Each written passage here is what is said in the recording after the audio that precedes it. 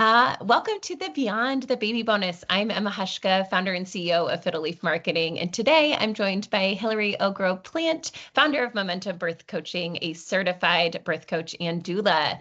We're here to have an honest conversation about what it really takes to support pregnant and postpartum moms. Recently, the Trump administration proposed a $5,000 baby bonus to encourage more women to have children. But for anyone who's been through pregnancy or the postpartum period, it's clear supporting moms takes more than a one-time check.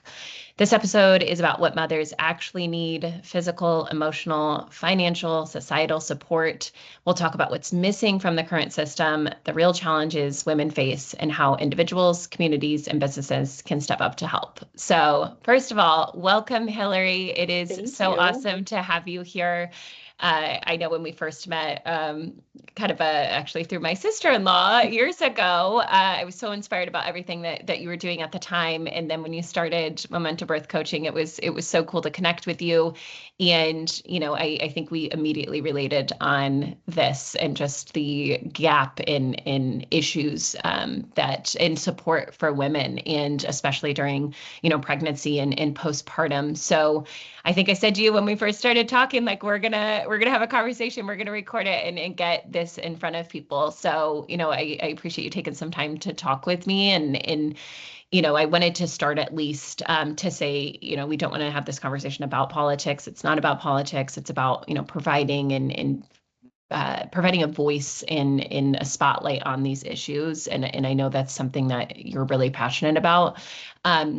But like we mentioned, we've talked about, there's this proposed $5,000 baby bonus. And, Hilary, to start us off, what do you think, why is this one-time bonus? What is this missing in the reality of motherhood with both your experience as a mother of two and a birth coach and a doula? Where do you think the biggest gaps in this proposal are when it comes to support for women in pregnancy?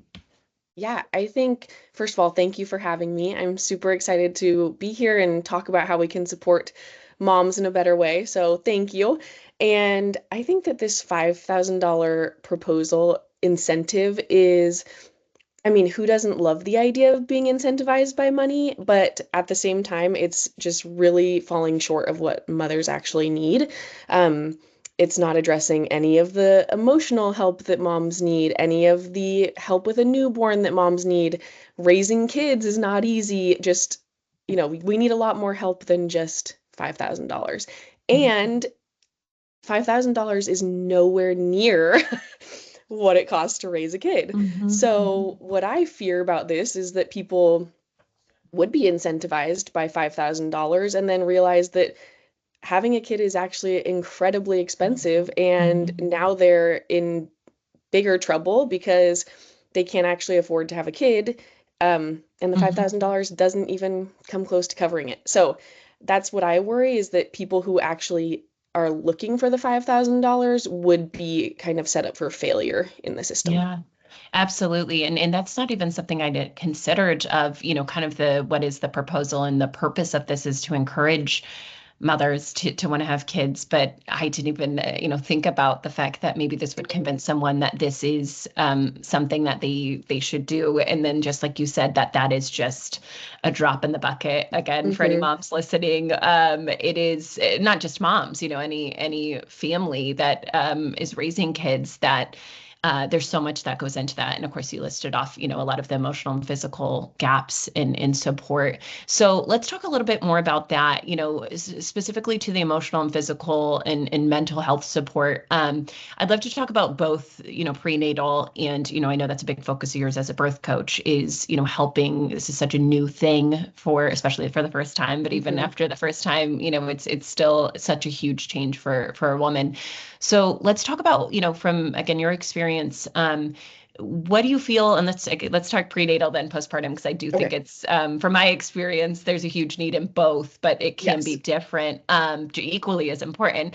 But, let's say from a prenatal perspective, what emotional, physical, and mental health support do you think that women actually need? And where have you seen in your experience with working with your birth coach clients, like where is that support, really actually, where's that need and that gap?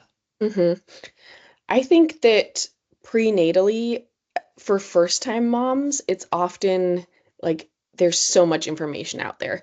There is every opinion on the internet, your friends, your family, everyone has a different opinion telling you to do different things, what you should eat, how you should exercise, like what things you need to put on your registry, all these things, and it's super overwhelming, especially if you've never done it before.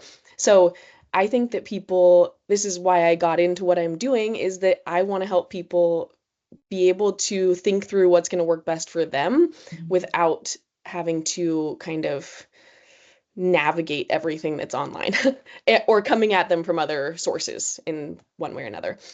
Because those things are so conflicting and they often miss the point of like, okay, what's going to actually work for you and your family and your job or your lifestyle or whatever. Mm-hmm. And so helping people figure out how that works best for them. Yeah, no, I love that. And I do think it's so easy, again, from both my experience with, pregnancy with my first, but even things that you've shared. And if you don't follow Hilary on social media, we'll make sure her accounts are tagged for this podcast. But, I know you've shared something that talked about how people get, kind of caught up in like the fun part of being pregnant, of like the registry and, the decorating the nursery, which is so fun and, such an exciting time. But I think, like you said, there's so much just like information and ideas and opinions thrown at you during that time when, I know there's science that shows like your brain chemistry is actually changing to prepare you to give birth and become a mother, that on top of that and your body changing and the hormones, and then to have all this, kind of external thoughts and things thrown at you. I love that you just really kind of focus on, what truly matters in helping each individual kind of figure that out, what works for them. What do you think from a physical perspective? And, I'm going to talk a little bit about my experience. I'm now a certified birth instructor, and physically of, the just how many moms, and again, and I'm sure you can speak to this too, how much and how quickly your body changes in pregnancy. And I don't know about you, but I had no idea what to expect. I was mostly terrified of this idea of growing a human, keeping this baby safe with so many things out of my control. Also knew I used to dread going to the doctor. It scared just in general. Like I had this white coat syndrome, I think is what they call it, just in general, Yes. to not like going to the doctor. With pregnancy, you're going, once a month, sometimes more often, or, towards the end more often than that. So all that to say, with my experience with Bar3, this is just one example, but they have such great programs for, prenatal support to continue to be active and move throughout your pregnancy. And as your body is changing, and awesome prenatal, modifications and ways to continue moving. And for me, that was so huge for my mental health, because my physical and moving my body, I know how much it impacts my mental health. But is there anything you've seen from a birth coaching perspective from, the physical changes that are happening, which, are obviously some of the more visual ones for, other people, but can be, I think cause, again, so much of an impact on the mental health side, because it's such a huge change that so many women obviously have not been through. So, any thoughts on what support or what, you've seen in your experience as a birth coach when it comes to like physical changes for a woman in their journey? Yeah, I think that something that could help a lot for me personally, at least when I was pregnant, is I wanted to be involved in things like, prenatal yoga or bar or Mm, whatever makes sense, but it's expensive and I couldn't afford to mm, spend hundreds of dollars. I don't know exactly how much it is, but like it's absolutely. it's a Yeah. lot to get the proper physical activity in. Hmm. And so obviously I was doing it on my own, but then like I don't know what I'm doing. I'm not Hmm. a Hmm. personal trainer or, you know, certified in any like prenatal activity. Hmm. So that is hard to then also be guessing. And then you go back to the rabbit hole of, okay, what does the internet say? And, some people say don't exercise, and some Hmm. people say exercise every day. And it's just, there's so many questions around all of it that then that also impacts your mental health because you don't know if you're doing it right. You don't know, you see your body changing and you don't know if it's something, that's supposed to happen, not supposed to happen. It's just all very confusing. So I feel like these are just things we also need to be talking about more. Mhm. Um, Maybe doctors bringing it up more, or just having more open conversations about what's normal, what to expect, Mhm. how this is like how your body's made, and this is what's supposed to Mhm. happen. And I think that would make people feel a lot better about it as they're going through.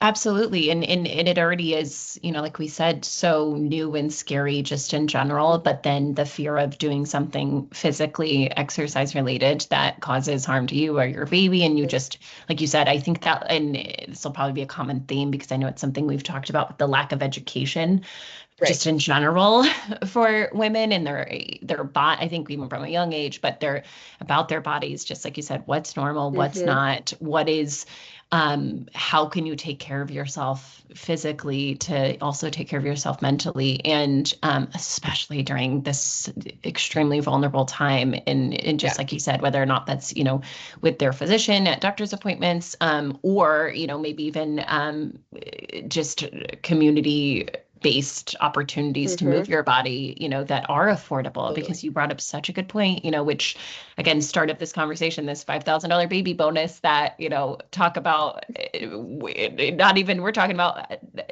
taking care of a baby, let alone taking care of mom, which is really Right. what we want to talk about here. And again, that $5,000, yeah, Won't pay for well, your yoga.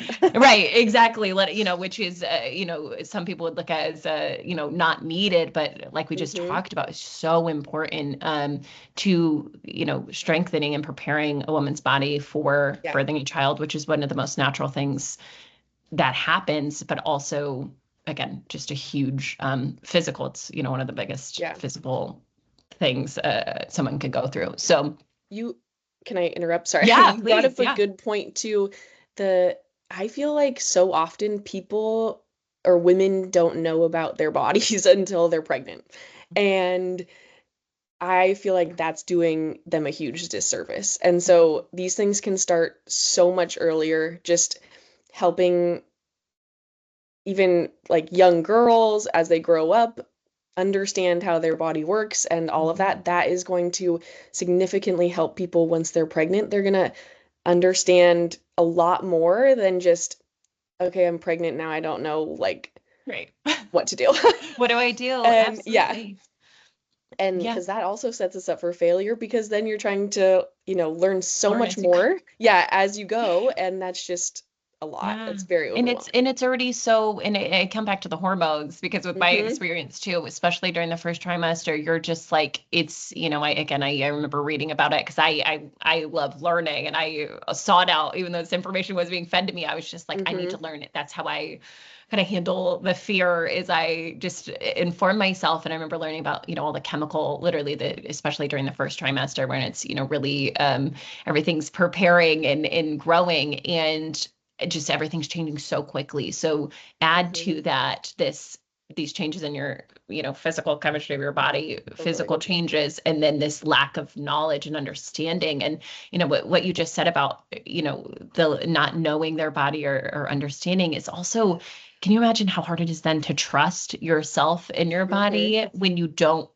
even understand what's happening? I mean, it's such a scary place to Totally. be. And we're like, yeah, just go have a baby, and, good Mother's luck. instinct. Yeah. Yeah, it'll just kick in. You'll figure it out. And there's just so much more that can be done, just like you said, from such an early age, to just better support girls and women in general, Hmm. but especially as they navigate, what again is supposed to be, adding, more life to this world. Right. And yeah. So let's I, talk, specifically about what some of those, there's definitely community-based care doula, mhm. and birth coach, obviously is in your background. And I want to get to postpartum too. I think we probably could do two podcasts, one about pregnancy, one about postpartum. But let's talk a little bit about, just to kind of wrap up the pregnancy side. Mhm. Specifically what birth coaches and doulas, what they're there to do and what to Mhm. support. I think people are more, at least with my experience, more familiar with a doula than maybe a birth coach. So Mhm. I'd love, for you to walk us through, what the birth coach is, what a doula is, and where you can really help with, the pregnancy journey for expecting moms. Yeah. So a doula is helping during birth. There's birth doulas and there's postpartum doulas, but I'm speaking about birth doulas right now. They help during birth with physical, emotional, and informational support. So they're there throughout the labor and delivery process, helping the partner, helping the person giving birth, just there as a part of their team to help them navigate whatever comes up and provide comfort measures and that kind of thing. I do that, but I also am really passionate about prenatal coaching because I think that, like, you brought up that you were researching a ton, and that's like one oh, can you see me? Yeah. Yep. Okay. Yep. Sorry. Researching a ton is one extreme. I was the other extreme where I was so nervous I didn't want to know anything. And so my goal is to really help people kind of find the middle of that, the sweet spot of like researching enough to feel comfortable and working through what they want enough to feel comfortable without feeling inundated and overwhelmed by everything that's out there. Mm-hmm. So I most doulas will do a prenatal visit or two with their clients. I really like or encourage people to do more like 5, where we go through like, what do you want for your birth? How can we help you get there? Obviously, we can't predict the outcome of a birth, but we can help you figure out how to navigate changes that come up. Um, yeah, so help you advocate for yourself in labor and just in your doctor's appointments ahead of time Mm-hmm. and that kind of thing. So Yeah. it's really the prenatal coaching goes from like super practical Mm-hmm. help, like how to set up your house to have a newborn in it, to more of like abstract ideas like Yeah. what's birth going to look like and Mm-hmm. how can we help your mindset and all of that going into it. Yeah. Thank you for that breakdown because, Mm-hmm. again, the more that I've talked with you, the more I've learned about this incredible role of a birth coach that, again, is addressing some of these things that we just talked about and that Mm-hmm. gap and support for pregnancy, and just having that expert and that person to go to, and that kind of in marketing, I like to call it like that source of truth. But that, Mm-hmm. kind of grounding place with all of these, external things we talked about, that you kind of have someone to talk through that. So thank you for talking through that. Let's get to postpartum because, again, this is all a whole thing, There's a and lot. I have a few topics I want to talk about here. But I will never forget like those first few days with both of my daughters, but especially the first of, you have this, and actually one of my cousins posted, I think on Facebook like yesterday or 2 days ago, and I was going to ask you if you had heard of this. I think it was called like second day syndrome or something, but it was basically, that first day you have your baby, and it's kind of this hard work, this thing that was growing inside of you is there, and all those emotions, and starting hopefully for your body to heal. But she posted something about, people don't warn you enough about like the second night, where it's Mm-hmm. like, usually the doctors and nurses have maybe not checked in as much. Typically you're still in the hospital, especially with your first, depending on, your delivery, and baby is realizing I'm not in my cozy home Mm-hmm. anymore, is probably crying and screaming more. You have no idea likely what you're doing. Maybe trying to nurse, maybe not. And probably have not slept at all, Yeah. if any, at, very few hours. So let's talk about postpartum. I want to talk about, again, there's a lot here, but let's talk about kind of those very early days. A couple of things that I know and have dealt with and have seen, and know friends have dealt with, is kind of that isolation and the unrealistic Mm-hmm. expectations that come. But let's talk about those challenges of those first few days and weeks, in just where do you see are those gaps? And again, where can birth coaches and doulas help support this? And I'd love to get into like, what can partners or family members or Mm-hmm. friends of anyone going through postpartum do to help that new mom? Because again, I think people want to help, and I think you've seen this in your work. Like some people want to help so bad, but just maybe you're doing it How? in the Yeah. opposite ways and making it worse. So again, let's talk first few days, first few weeks, what are women going through in how can, again, roles like yours support and then also the hmm community. Yeah, I know it's a big it's a question. loaded question, but um let's see. I feel like, I mean, I'm sure every first time mom feels like this. Everyone's so excited for you. Like during pregnancy, you're so, they're seeing how you're feeling, all these things. Then you have the baby and the nurses send you home and you're like, you're just sending me home by myself. Like, I don't know what I'm doing. And then people will check up on you, hopefully, but it's less of like, how are you feeling? And it's more of like, how's the baby doing? Then all of a sudden you go from kind of back to the body image thing. You go from like, people were admiring your pregnant body and now they're like, I mean, I don't know what people are actually thinking, but as the pregnant person or the person who, the newly postpartum person, you're like, you feel completely deflated. You don't know what's going on with your body. And it's like, it's a humbling experience that people don't walk you through ahead of time. And so I think that there are lots of practical ways we can help new moms. One of, I think, checking in on new moms, but not expecting a response is a great thing to do. I think that a lot of times people will like text or call or whatever, and you feel like you're obligated to give them a full update. And that's really overwhelming as a new mom because you maybe had 5 minutes to think for yourself, and now you're spending that time updating other people.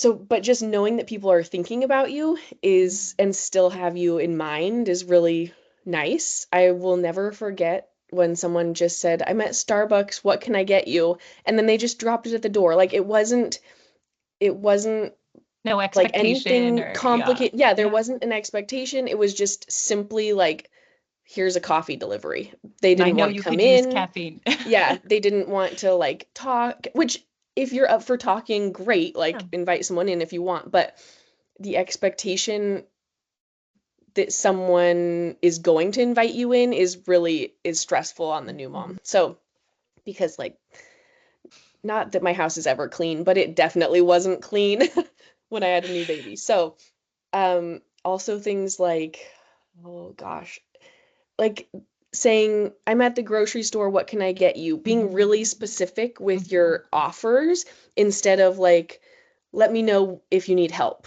because new moms don't even know what help they need.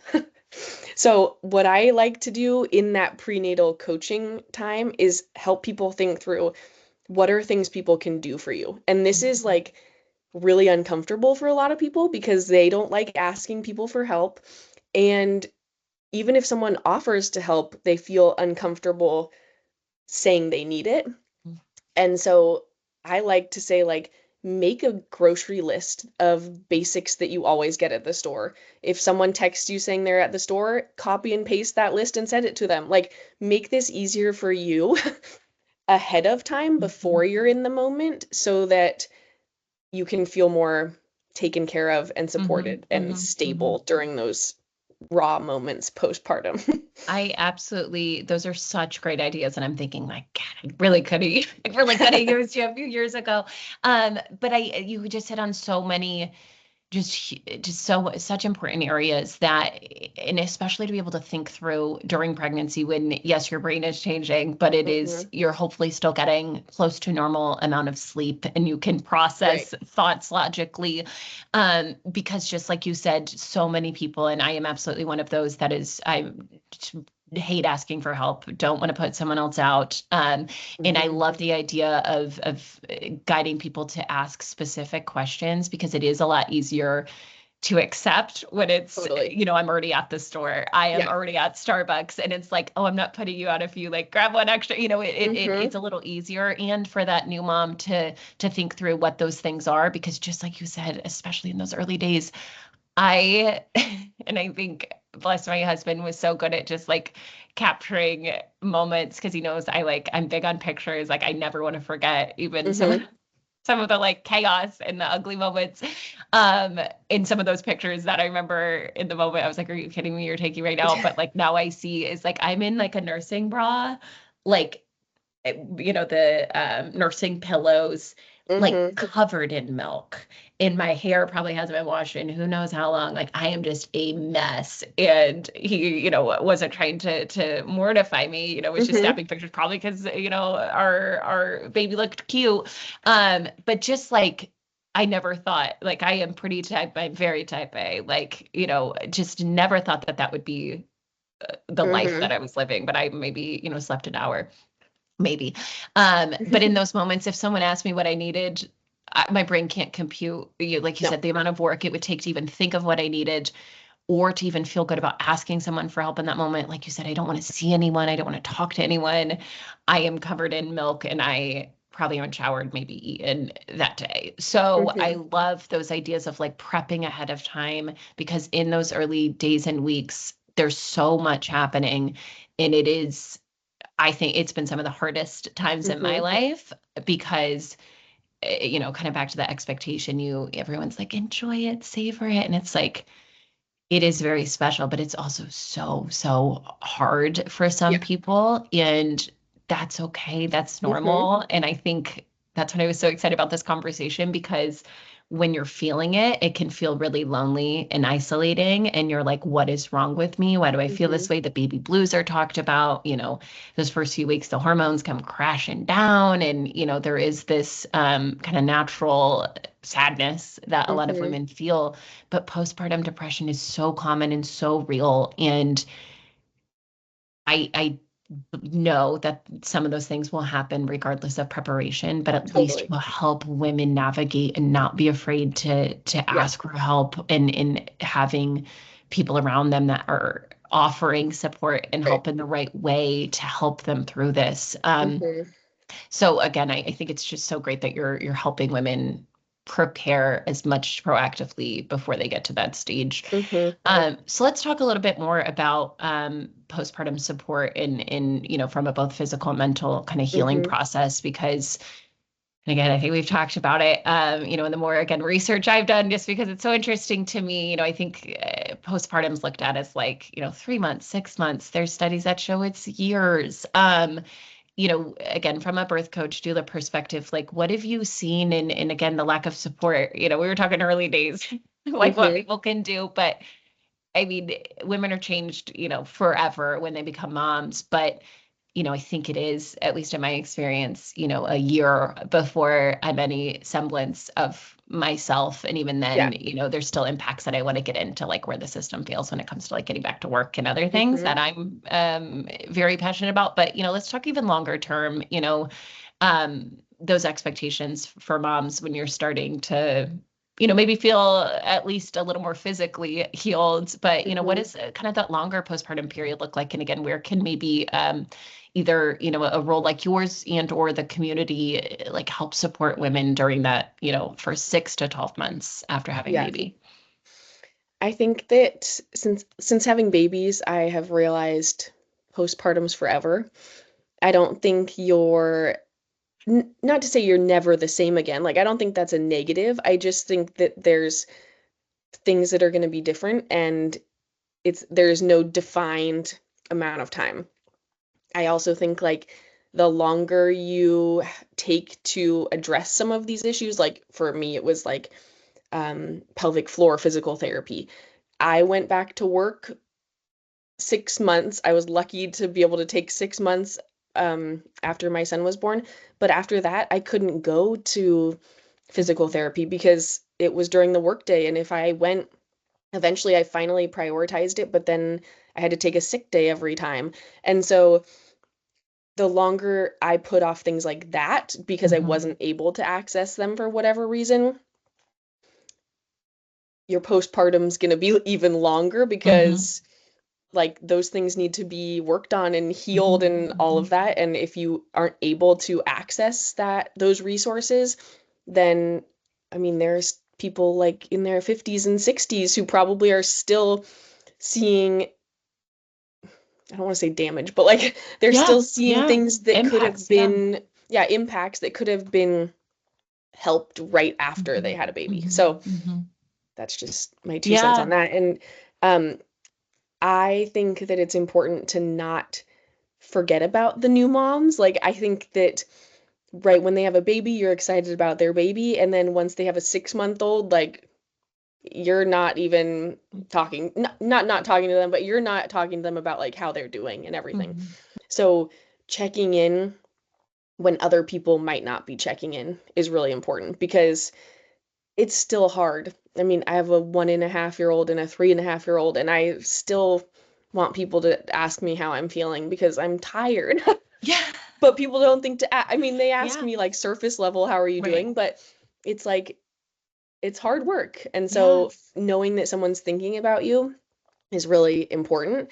And Mhm. also, I think even if you when you have kids, I think the division amongst your friends is really Mhm. obvious, Mhm. and the support that they'll give you is kind of comes to light. And Mhm. so even if you don't have kids, just being there to listen to the person, even if you don't care about talking about kids, whatever, you're there to support the mom, Mhm. not to like be interested in her kids. So Yeah. I totally get it if you're like, Mhm. if kids aren't your thing, but the mom still needs support and needs someone to listen to them and needs someone to, this is not totally postpartum related, but like invite her to dinner still Yeah. and, help her get that social interaction she needs Mhm. because I've had people just not ask me because they assume I can't go because I have kids, Mhm. and I'm like, Mhm. I desperately need to get out of the Yeah. house and Yeah. talk to Yeah. someone. Yeah. Yeah. So you still want to be you, Yeah. and your opportunities to do that go down because people assume you don't have time. And so Absolutely. that's something that's like, if you're not into babies, you don't have to go hold their baby, but just say, do you want to come to dinner with me? Or do you want to go Yeah. for a walk? Or do you want to anything like that to help them kind of feel normal? Yeah. No, I love that. I'm so glad you brought that up because you brought up so many good points. But I think that last one of the mom is still a person and Hmm. still a friend and still a woman. And this is something that I tried to navigate when I became a mom, and something that I delayed having kids for a while because I was terrified Hmm. of I've loved my career. I've wanted to be successful in my career, and I was worried, like, how would I do that with Hmm. kids, and how will, after I have kids, continue to chase my career goals and dreams and make the impacts on the world that I want to. And then once I had kids, it's like, how can I still be Emma? Hmm. And that's been something I kept top of mind, and I've been able to navigate sometimes easier than other times and figuring that out. But for other people to help and not be afraid to, like, still see that person as a friend, like you said, whether or not they have kids or not. And I don't know about you, but I have my best friends from college, the best group of friends that all of them had kids before me. And Hmm. I don't know if you've seen those, like, posts on Instagram, but it's like you send this to the person that you're just like, I'm sorry, I didn't know what you were going through, Yes. and I've said this to them, like, the I wish I could have been such a better friend to, my Hmm. mom friends that came before me, knowing, what they were going Yeah. through. But, I promised to pass it on. And so I'm doing things like this because it is so hard if you haven't experienced it to truly understand how to support. But I love the things Totally. that you brought up of, just still check in on your friend. And even if you Hmm. can't relate to what they're going through, do check in on them, because just like you said, the postpartum period, I love that you said it doesn't end, because you are changed. You're still a Hmm. person. You're still in some ways the same person, but you are forever changed. Yeah. And I think every mom can relate to that. And it's just such a wild thing to navigate, of mom, but also who I am Yeah. without that. I Hmm. not without, but in addition to that identity. And yeah, it's such a cool topic, but it's Yeah. heavy. I One thing think, I oh, oh, go ahead. sorry. No, go Just for it. last small thing on that. I think Yeah. that um some people without kids or maybe with older kids or whatever often can get frustrated when new moms, all they do is talk about their kids. Mm-hmm. And I totally understand that. And I also think it would be really helpful. I don't necessarily have a good example of this, but like ask me something else. Like, because I don't want to just talk about my kids. You're like, My brain does not, I cannot think of anything else right now.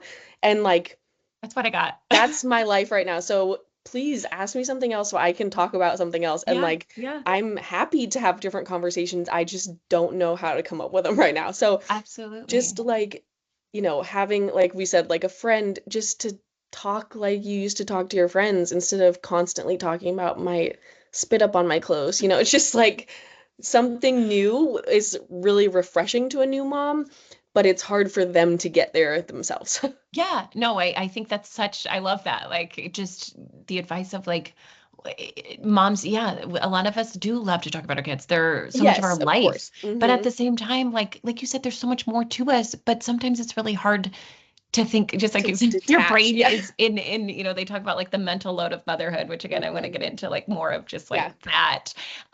But it is so much constantly as a mom having to be in the back of your mind of what is needed and what's happening Mhm. as a mom that to like, I don't even want to say turn it off because even if you're Yeah. talking about something else, you still know exactly Yeah. what's needed, for your kids. But yeah,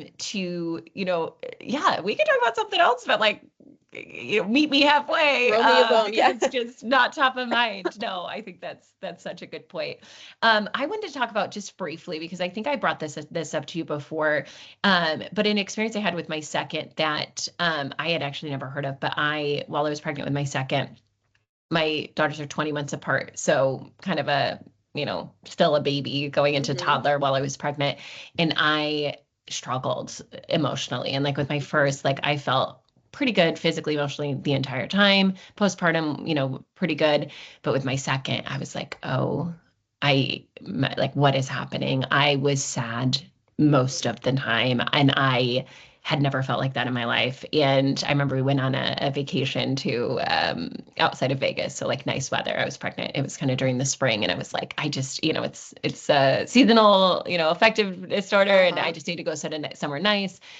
And we're in the sun, and I remember one of the nights we were there, in again beautiful location, again with my 20, whatever, almost 2-year old, and I remember still feeling really sad, and I Mhm. realized like I thought the sun was just going to fix it. I was like, I feel depressed. And I started doing, again, I've made it clear, trying to seek information. I did research on like what is like Mhm. prenatal depression. Mhm. And I'd never heard of that. And I found it was very difficult to find information about this, but I did find that prenatal depression is actually pretty common with second, third additional pregnancies because, like the lack of sleep we talked about, the amount of rest your body needs during pregnancy with your Mhm. first is difficult, but usually more obtainable. You're working, but hopefully can nap and rest more.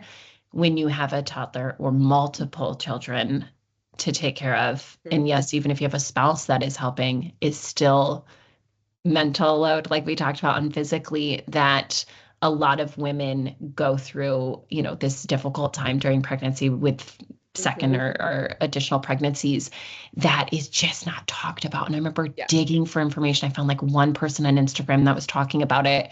And I remember just crying at like 2 in the morning because it was like, oh my gosh, like I just felt so seen and heard because I was Mhm. I was like, what is wrong with me? Why do I feel this way? And something else that I remember reading is like this fear of not loving, how could you ever Mhm. love another child as much? It's such a different, I've been through pregnancy before, but for me, the second was just a different ball game Mhm. because of all these factors that I was so underprepared for. So I wanted to bring that up in this Yeah. conversation because, like I said, it was so hard for me to find anyone talking about this. And it felt really lonely. Yeah. And when I started Fiddle Leaf, I wanted part of this to be shared so that anyone that's going through this doesn't feel alone. So, did you have any experience with this with your second? I know you have two as Mhm. well and really close in age. And if not, experience, if any, do you have with maybe second pregnancies? You know, Mhm. with that, again, what can people do to help with that? Yeah. Because again, they think like, oh, it's their second, you're having a sibling, you've done this before, you probably don't need a whole lot, you know, and again, kind of that, you know, it is different, I guess, in my Totally. experience. What are your Yeah. thoughts on that? I'm so glad you brought this up, and I think there's so many different angles to go with it. It's also Maternal Mental Health Month, so I love that we're Yeah. having this conversation now. And I think that every pregnancy, every birth, every newborn is completely different. And oftentimes, at least I felt this way, and it sounds like you did too, people are like, oh, they've done this before, they know what they're doing, Mm-hmm. they can handle it. And there are some things you might not worry as much about. I don't know, I like didn't care about sanitizing the bottles as much or whatever, like the little things. But there are some totally new things that you've never navigated before. And it often feels like obviously people care about you, but in your raw postpartum or pregnant hormonal mindset, like, why doesn't anyone care? Mm-hmm. Often there Mm-hmm. aren't baby showers for people who are having second kids. It's kind of just like, well, you've done this, good luck. And I think that you're totally right. Prenatal depression is something that's never talked about. I didn't know about it until I started learning about everything birth related. And I also think that without being able to have something to compare to, it's really hard to detect these things. So, in my example, I had after my first son, every for a year, I was like I was sad and I didn't know what was going on and I didn't even know to identify it as depression in Mm-hmm. myself, and I was just like every night putting him to bed, crying, wondering if something bad's gonna happen to him. Am I gonna be the one to do something bad to him? Like things that in deep down I knew I would never do that, but like it's scary. And Mm-hmm. it's this realization of responsibility. Like I'm in charge of this Mm-hmm. baby and I am the only thing keeping him alive. And that's really hard. And so many people told me, like, that's just how moms feel. Like, we worry about our kids. You're okay. I'm sure you're fine. And no one, like, I have a great support system, but no one flagged that as abnormal. Mm-hmm. And I ask myself every day, like, is this really how people feel? Like, this feels horrible. I would see, like, my baby laughing and I'd be like, oh, that's so cute. And then all of a sudden I'd be like, oh, but what if, like, Mm-hmm. Mm-hmm. what if, This I terrible don't thought know. out of Yeah, nowhere. what if a Yeah. Oh yeah. bookcase, like, Yeah. horrible things. It's just Terrible. like, Yeah. this is not how I can live my life. Mm-hmm. And so when he was a year, I finally, like, thankfully, I had a panic attack and I said, Mm-hmm. like, I can't do this. It scared me. Mm-hmm. And I finally got the help that I needed. But then with my second, I could see clearly the difference between, like, wow, that was not okay. And like, Mm-hmm. Mm-hmm. I wish I knew what was going on back then. Yeah. But until I had something to compare it to, which with my second, I didn't have depression, or I was Mm-hmm. already preparing for it. I was already Yeah. on medication. I knew how Yeah. to deal with it the second time. I could look back and be like, wow, raising these two babies is a completely different experience because I got the support I needed with one and I didn't with the other. And that's to no one's fault. It wasn't Yeah. like no one was supporting me. It just Mm-hmm. no one knew what to do or Yeah. what was normal or how to talk about it. And Absolutely. um I don't even know if this is answering your question, No, but it absolutely one, did. okay, Yeah. one more thing that I think is important is like those conversations when you go to your 6 week appointment or your pediatrician appointment with your baby, you are constantly getting those. I don't know, Mm-hmm. for me, I got those Yeah. checklists like fill this out in the waiting room. Are you feeling sad? Are you feeling tired? Which I'm like, for real? Of course I'm feeling Why is that tired. question on there? Yeah, but I still like I still lied about it. And I knew if I tell them I'm feeling tired, they're going to flag me as crazy and like, what's going to happen? Am I going to be taken away or is my baby going to be taken away? All these things. So every time I went in there, I literally said to my husband one time, I'm like, here I go to lie on my screener again. Like, I would just make that up Yeah, because like I yeah. didn't want to be, You didn't know what it I meant didn't if know you what it didn't. Yeah, meant. Yeah. yeah, And so having people like, we need to support moms and be like, this is okay. I mean, not normal. We don't want to accept this as okay, but let's have the conversation and get you help because yeah, your absolutely, baby's not going to be taken from you just because you're feeling depressed. Like, absolutely. but as someone who's never gone through that, I didn't know. It's so scary. And it's scary. And Mm-hmm. I didn't want to be labeled as like crazy or, Mm-hmm. all these things in my head. I'm like, they're gonna think I'm wild if I'm worried about hurting my baby, Right. of Absolutely. course. 100%. And so I think if that was just a conversation and that was like someone checking up on you multiple times, not just your 6 week Mhm. appointment and then saying, okay, you're good to go, and asking you how you're doing, asking you not like, are you feeling hopeless or, those classic Right. questions, but like, have a conversation with me so you can detect if I'm feeling hopeless and I'm Right. feeling like a failure. Because Right. I'd tell myself all the time, like, I'm a failure of a mom. Like, does he even know I love him? And like, then I'd go in and check that box. No, I don't feel like failure. And it's like, that's not Yeah. helpful. Yeah. Yeah. So Absolutely. I just feel like this is something we need to talk about more and Yeah. something that like it's common. Postpartum depression and Very. postpartum anxiety is common and we've normalized it. And I think that's the problem because it's like some level of worry makes sense as Mm-hmm. a parent Mm-hmm. because you Mm-hmm. love your kids and Mm-hmm. you're taking care of them. But if it's debilitating in any way, Mm-hmm. like that's not, you don't Yeah. have to accept that as your life. Absolutely. And I just, after now getting the help that I need, I can look back and be like, wow, I Mm-hmm. wish I did that earlier Yeah. because you deserve to enjoy spending time with your baby.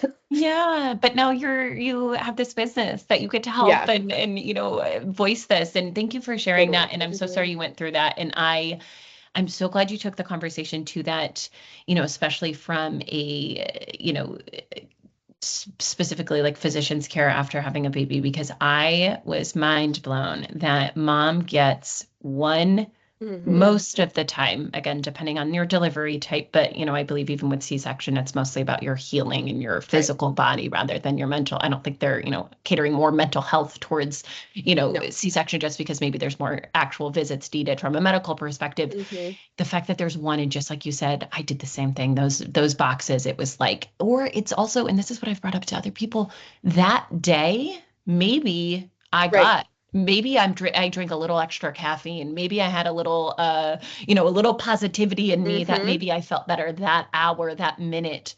That I believe I had one, maybe two of those Totally. asked But of 2 me. a.m. I wouldn't have answered that Oh way. yeah, or So, tomorrow or that yeah. afternoon. Yeah. And the fact that how many times did they see baby in those first 6 months? I mean, Yeah. so many appointments. And Yes. it's neat, I'm not saying that shouldn't happen, but the mother Hmm. absolutely. And I do know, I don't remember with if it was my first or second, I don't think it was both, but I did get a phone call from our hospital a few days after to check in, which was really cool to just Hmm. ask, and I remember saying that and it might have been because I used to deal with you know, pretty debilitating anxiety years ago. And I mentioned that in my prenatal appointments that I was terrified of postpartum and Hmm. kind of like you said, kind of preparing for this postpartum depression that I ended up not having with my first, had with my second, which Hmm. was, I think that much more harder for me because I was like, oh, I don't, I didn't have Right. to worry about that. And then I did. But I remember mentioning that. And I do think they checked in maybe, one more time.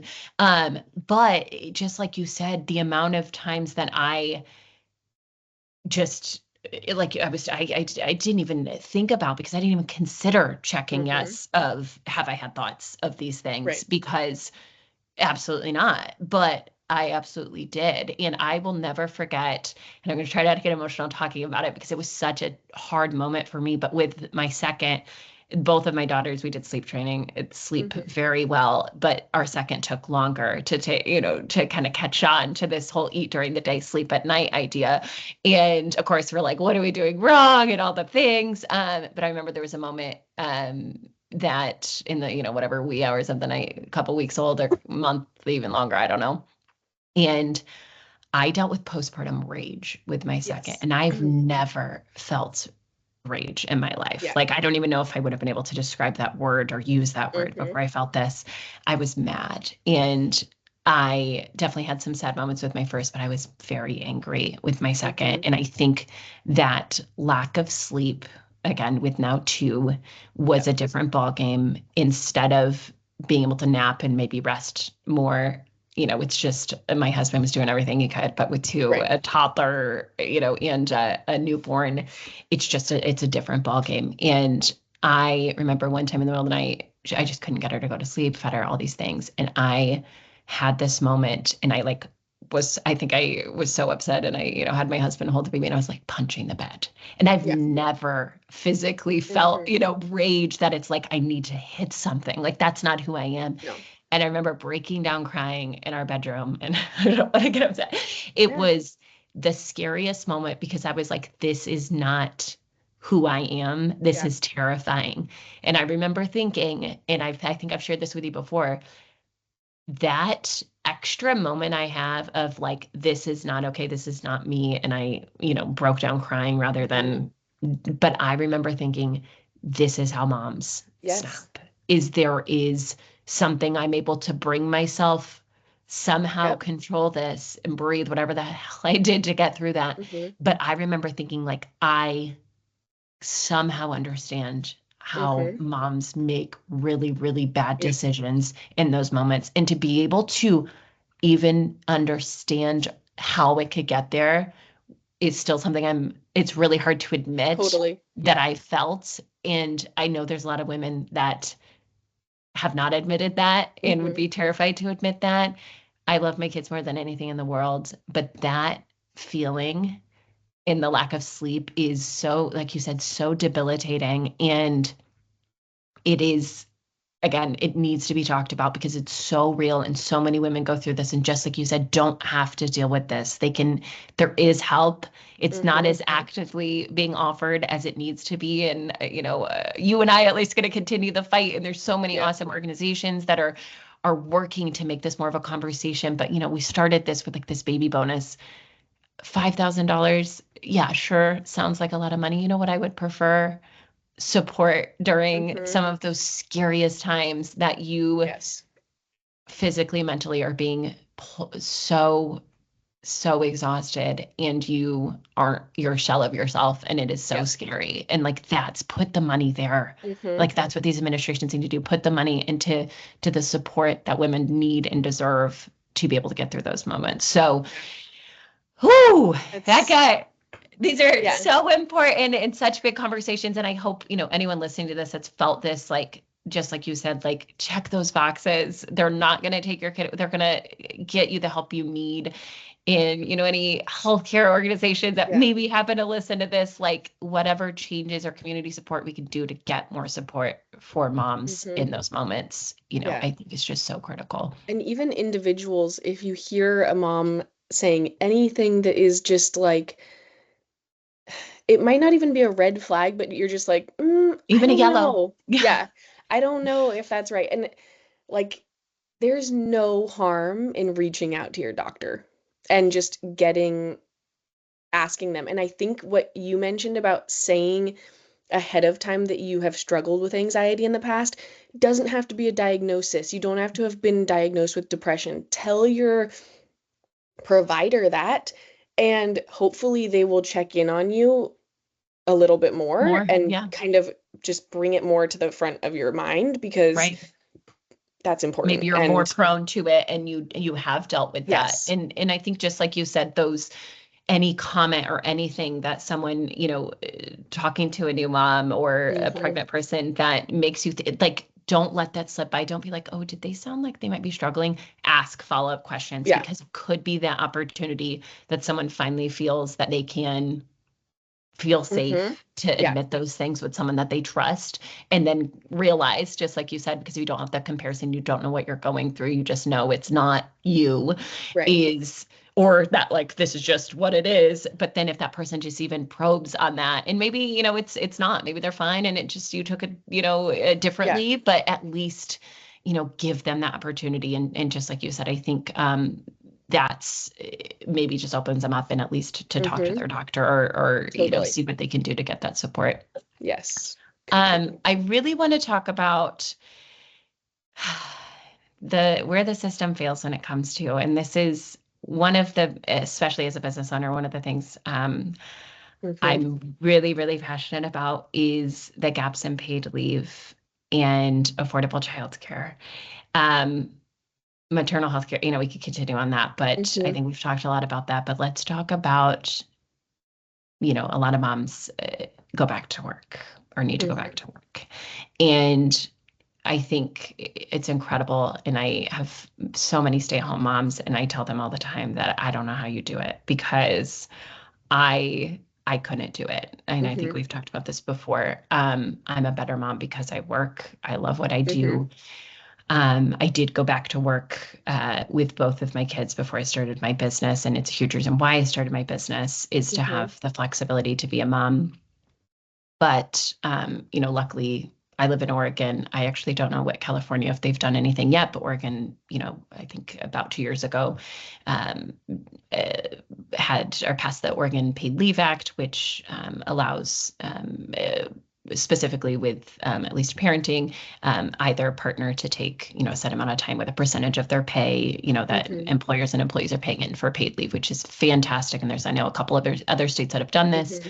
Um, I'm a huge advocate that this needs to happen on a national level, because not every state, some states, the things I've heard of how quickly women are Mm-hmm. going back to work after having a baby, after all these things we just talked about that women are going through. We're talking 6 to 12 months. Some women go back to work after weeks, Yeah. and I'm sure even days. So the gaps in paid leave. We'll get to childcare next, Yeah. but let's talk about paid leave and Mm-hmm. any leave, protected leave even, which again I think is at least somewhat more universal. But what do you see as where the system fails, new families, but especially moms, when it comes to time after Mm-hmm. you have your baby, where the expectation is of returning to work? And then, again, a whole other, could be a whole other conversation what that return to work looks like. Right. Right. But let's talk about paid leave, and where, Yeah. what we're missing here. Yeah. Something that's totally missing the mark. Um, I was a teacher when I had my kids, so my experience is a little different because teachers don't get disability insurance. And so I had my own separate situation go, or my own private disability insurance, but I'm not super familiar with how that works personally about taking paid leave, but I know that there are a lot of people going back at like as early as 6 weeks after having their Mhm. baby, and that is Mhm. insane. And I personally wanted to go back to work after having my first. I love working. Like you said, I think I'm a better mom as not a stay-at-home mom. Um, but I do think it should be a choice. Mhm. And I think some moms are going to choose to work and some moms are going to choose to stay home, and that's awesome. Do what Mhm. works best for you. I don't think you should be forced to go back to work at 6 weeks or 12 weeks, or Mhm. I mean, I think it should be like in an ideal world a year, but Mhm. Mhm. And there's um countries, the European countries, that is totally, for normalized, and in sure. America we're like, what? Yeah. I mean, it's this a crazy foreign Hmm. concept. Yeah. And it impacts a lot. It's not just money. It's not, I mean, my husband and I both had stable jobs though, and we were like on the 50% pay for 12 weeks, Mhm. family leave, and it's hard. Like Mhm. Mhm. it's not um but it's not just about the money. It's also like, okay, I'm neither here nor there on sleep training, but I'm like, I didn't know what to do to get my kid to sleep, and I needed to go back to work, and like Mhm. I can't be up at 2 in the morning. Ideally, I wouldn't have tried I mean, I hated sleep training because it was really hard. Like the Mhm. rage came out and Mhm. like Mhm. it was Mhm. just really hard on me. But I didn't know what else to do because I had to You got to go sleep to work. and I had to Yeah. go to work and there's no option. So it's not Yeah. just impacting money, it's impacting Mhm. like how do I function? How do I Mhm. sleep? How do I raise my Mhm. kid in order to meet this like societal expectation Yeah. of going back to work? And And requirement for families. I mean, totally. like you said, financially, majority of families 50% isn't don't. enough. Yeah. No, Yeah. absolutely. And even if you get that, which there's so many, and Right. this is the part that just infuriates me. And why, again, Fiddle Leaf will be making an impact. And I'm working Mhm. on, at least right now, the education of, the states that I've heard about that it's your job's protected. Mhm. Thankfully, you're not going to get fired for having a baby and recovering. You legally cannot, but unpaid leave entirely. And in a lot of, there's a lot of states that is a thing, and it is. Totally. But let's give them $5,000 and have a baby, Exactly. I and think it is. that's not to generalize, but for the sake of Mhm, our conversation, I'll generalize that like I'm assuming the people who are like, okay, yeah, $5,000, great, I'll have another kid, might be struggling more financially because mhm, that just makes sense. And then they're the ones who have to go back at 6 weeks. And mhm. so it's just the Where's that system $5,000? Is that, yeah, yeah? How long is that going to last? continuously failing them because Yes. now maybe they took the $5,000, but that's gone by the time you're going Mhm, back to work. And so mhm. it's just like it's just not fair. It's just Yeah. not. And I think that working moms are great, stay-at-home moms are great, like do whatever you want. But I think that to a certain extent, it needs to be you choosing what you want, not Mhm. being forced into work Absolutely. because either to provide for your family or now provide for another kid that you Yeah. were incentivized to have that now you can't afford. So it's Yeah. just And the system is set such a up flawed to, system. yeah, it is. It's just like you said, the system is failing families and moms. Hmm. And again, the $5,000, at this point, I will say is a joke with, Hmm. how large this conversation is. And, from my experience going, and just like you said, I wanted to go back to work. I was ready. I think with my first, I went back to work a little earlier than I even needed Hmm. to. But and I don't know if you can relate to this, but I remember I actually was up for, interviewing promotion when I went back with my first. And literally the week I went back was when this was happening. And when I tell you, when I went out on leave, I would have thought, I absolutely deserve this. I'm Hmm. qualified for this. When I went back after being out for, about 12 weeks to try to convince someone that I was the best fit for this. I did end up getting the promotion, but oh my, when I tell you, I doubted Hmm. everything. I had the experience, but I couldn't even, I remember struggling to put sentences together that made sense. So but I was one of those people that had this, like I talked about, I waited to have kids because I wanted to focus on Hmm. my career. I've been so career driven, but I went back and I got back into it. But it took time Yeah. and I was navigating completely by myself, trying to figure out how do I go back to being this badass career woman that I Hmm. want to be and that I have been, and it felt so unnatural at first to get back to Right. that. And in And most situations, this is also generalizing, but men above you who are, interviewing you absolutely, or making these absolutely. decisions Hmm. That and maybe can't relate to what they you're can't going relate. through. Yeah. Yeah, So absolutely. it's just, especially in It's teaching, it was like, 95% or something of teachers are women and the people above them making the decisions are women. men. And it's like, Hmm. you don't understand what this is like, or at Absolutely. least not on the same level. They might have Yeah, kids, and, but and and there are men that are, totally. have that empathy and can understand to a certain extent, but Yes. obviously cannot experience that.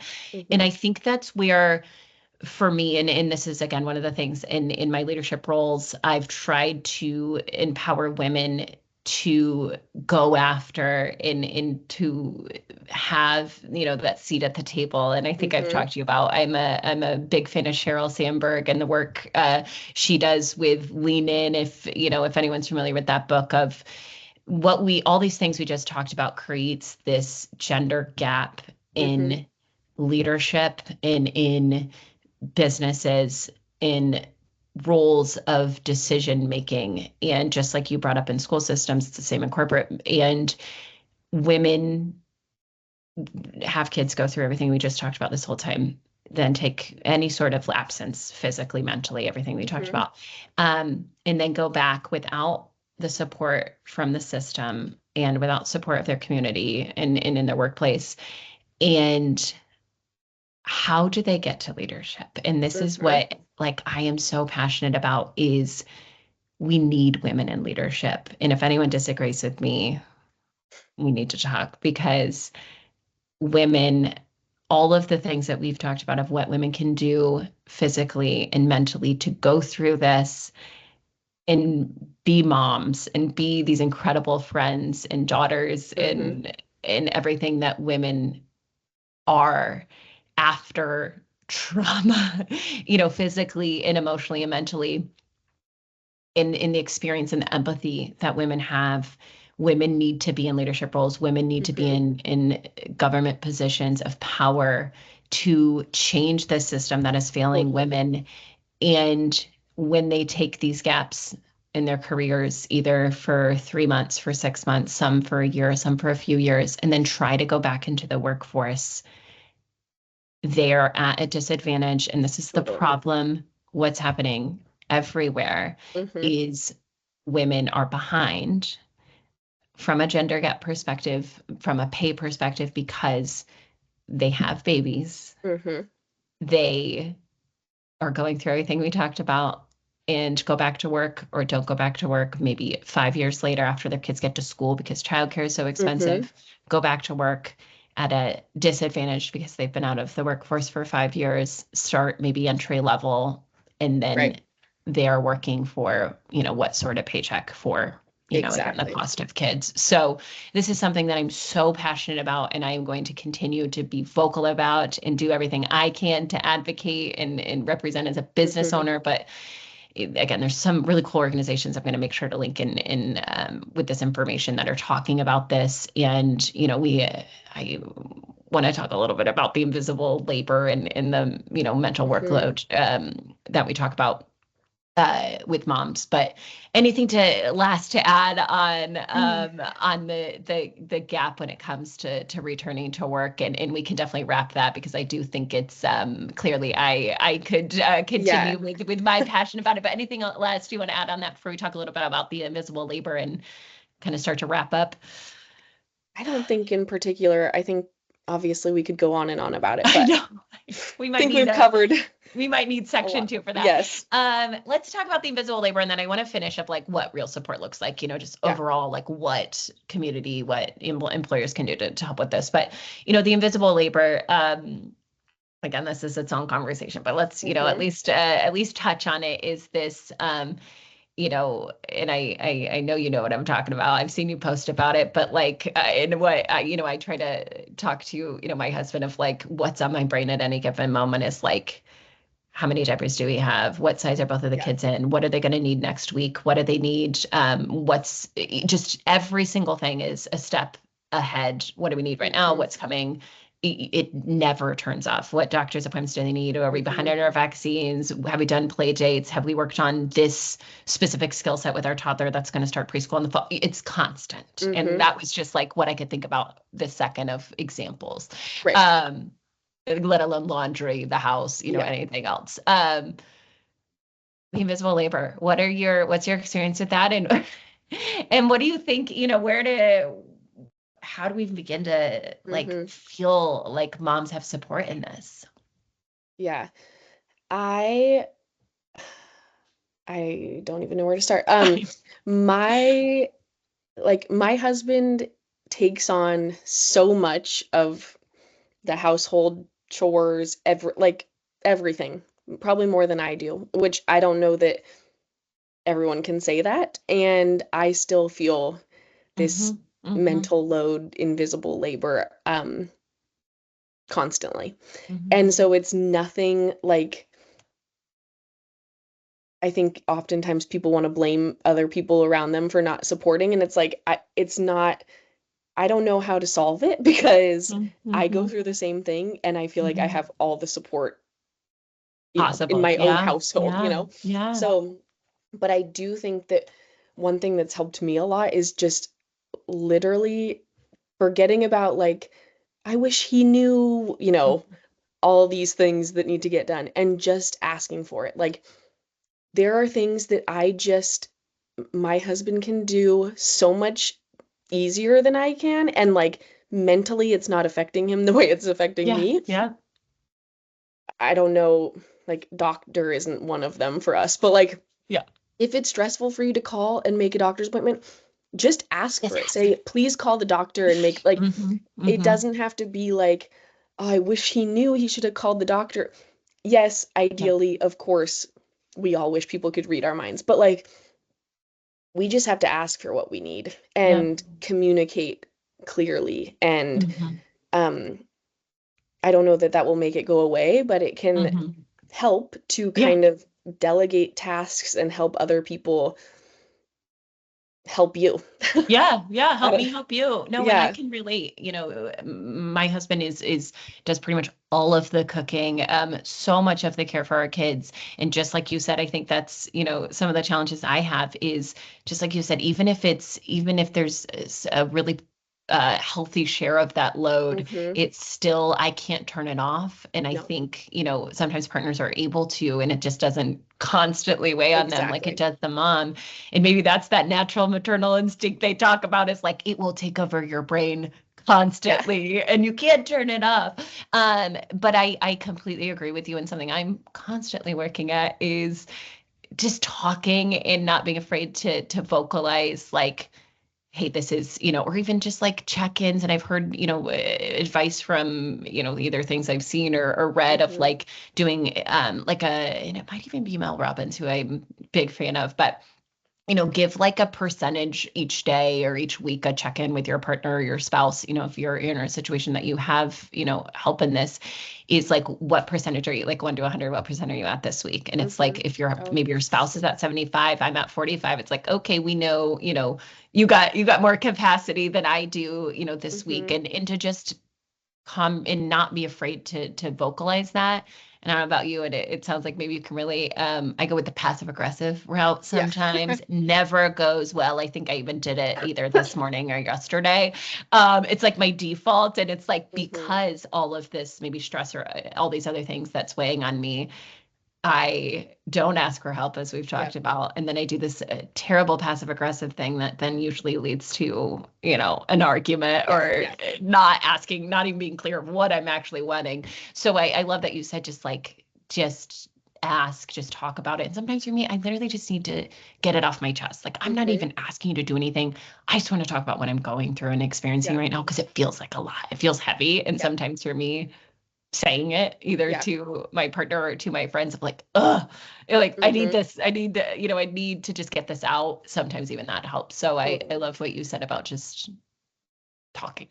Yeah. I like that percentage thing because I know, I mean, I still feel this some days, but definitely freshly postpartum, it was like, even though once we were beyond the like physical heal, it still felt like my husband could function from like, I mean, I'm sure he was tired, but like 80%. And I, Hmm. even at my best in that moment, was at, 40 or Yeah. whatever Yeah. Your it cap at was. that during And that I time just was, like, I wasn't, there were so many more things going on because I had to heal and yeah. mentally and physically and everything that I just wasn't functioning from the Yeah. same level. Yeah. And that is definitely where arguments could come up or where, disconnect and feeling not supported can come up because your partner might not understand that or Yeah. know that, and Yeah. you might not even know that about yourself. So really just like bringing that to the forefront and Hmm. talking about it is Hmm. so important just so that there can be Absolutely. some level of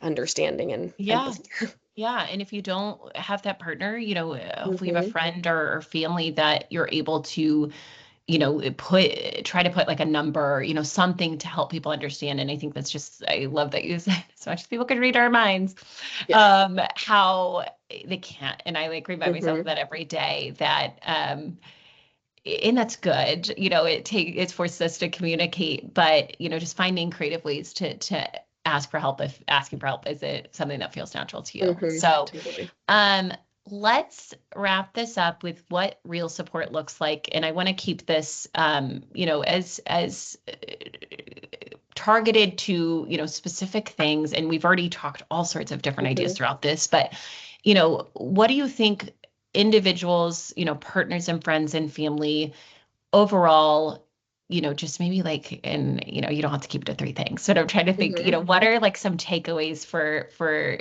people around a new mom, a pregnant woman? What are some, like, what do you think the top things, either that you've mentioned before or that you haven't said? I know I'm putting you on the spot here. That's okay. What do you think they can do to provide support for women? Um, I think that practical help goes a long way. And I think thinking about the daily tasks that someone like a new mom or anyone would be doing and helping to take that off their plate is, it might not seem like a big thing in the moment, but it really is helpful. Mhm. So, for instance, like I think we all think about dropping off a meal, but maybe like think about breakfast, like drop them off breakfast, drop them off something they can eat for lunch for the week, drop them off like someone even the other day brought me yogurt and granola she made and I was like, that's, don't even make the granola if you don't want. Like if someone dropped off a container of yogurt and a yummy thing of granola, like with a new baby, that would make my day. And just things like that, a coffee, something for breakfast for the week, Flowers, anything. like Yes. in food.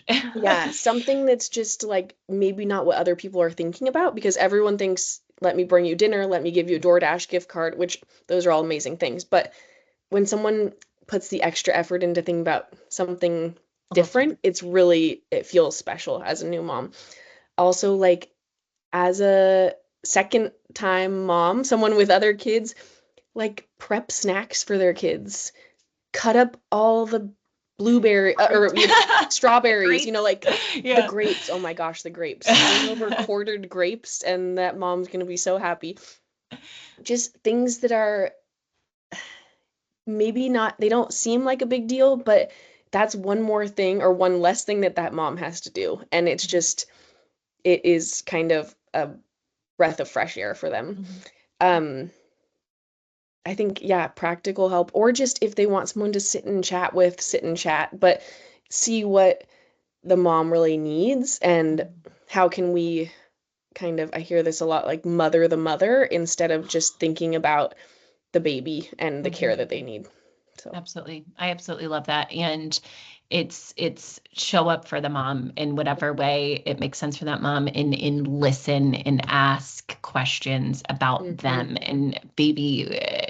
Clearly, as moms, this whole conversation about moms, children are amazing, babies are amazing, but this um just incredible person that brought that, hmm grew that life, carried that life, and put that life, ask about mom, care about mom. yeah, And this has been incredible. Hilary, thank you so, so thank much for your you. time and your knowledge and sharing your experience. I know that this is so important to you, and it's so important to me. And I definitely want to do this again because I think Yeah. we're just scratching the surface. But I hope for anyone listening that has gone through this or is going through this, that, you are never alone. There are resources, there are people that care, and you don't have to live in what feels like a lonely, hmm sad place. There are resources out there, and we'll make sure to link some here.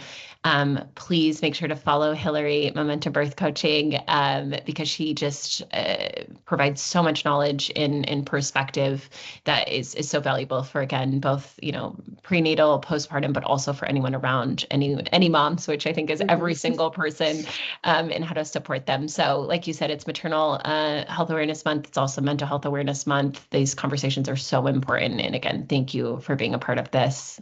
Yeah, thank you for having me. This is Awesome. Absolutely. Thank you to all of our listeners for tuning in, and we'll chat with you next time.